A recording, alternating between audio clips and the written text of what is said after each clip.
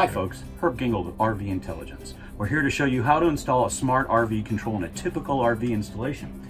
In this case, we've got a slide here that's controlled by a RV power switch right here on the wall. And we're going to replace this power switch with a smart RV control, which allows you not only to have a mechanical switch, but to have Bluetooth control of that slide awning or jack. So let me show you what you're going to need to do this install. Of course, you're going to need a smart RV control module. You're going to need a cell phone to connect and test with and utilize eventually.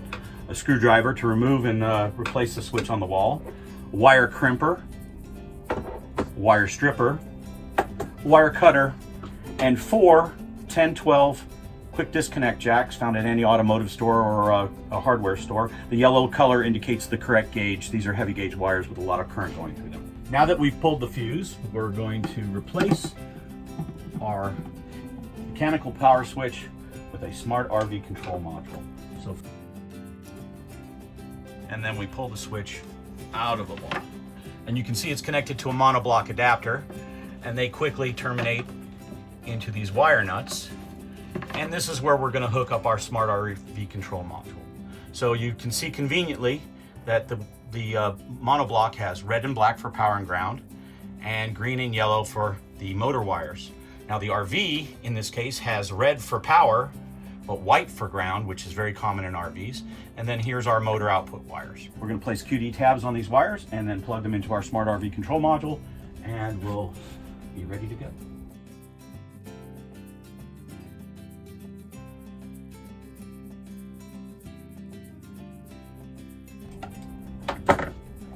Now that we've connected these yellow 10-12 tabs on all 4 wires we need, which are power, ground, and our 2 motor drives, we take our smart RV control module.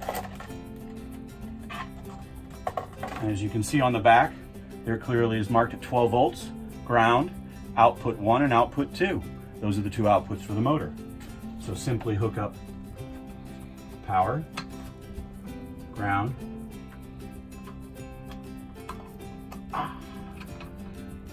output 1 and output 2. Really doesn't matter which one you hook up to. You just want to make sure that you can cross that over, because that tells you the polarity of the switch. And now you take a screwdriver. You now have a smart RV control on the wall, and it'll be able to control the slide from these mechanical switches and from your phone. Let's replace the fuse and show you how this works. So first thing you do is search for a new device.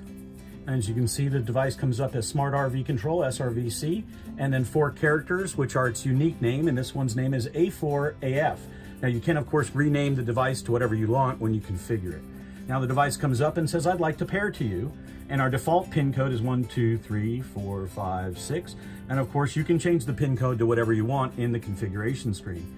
Now the device has come up as blue and red, and what that's telling me, it's already in lock mode, which we'll show you in a minute, and it's connected. And now I'm going to select the device, and it's connected, and I need to configure it. It has no config. That means it's not been told what its job is. And you can tell that because it's now walking through the color rainbow saying, hey, I'm connected and everything's good, but I don't know what my job is. So we're going to give it a job. So here you can see the display name. We're going to change the name to slide. Then we're going to go here and select a configuration, and we're going to tell it it's a DC motor, which is what drives awnings, slides, and jacks. And we're going to tell it that it's using its front switches or front controls right here. Here's a couple of things. You can invert the extend retract buttons if you've got them reversed, if you swap the wires.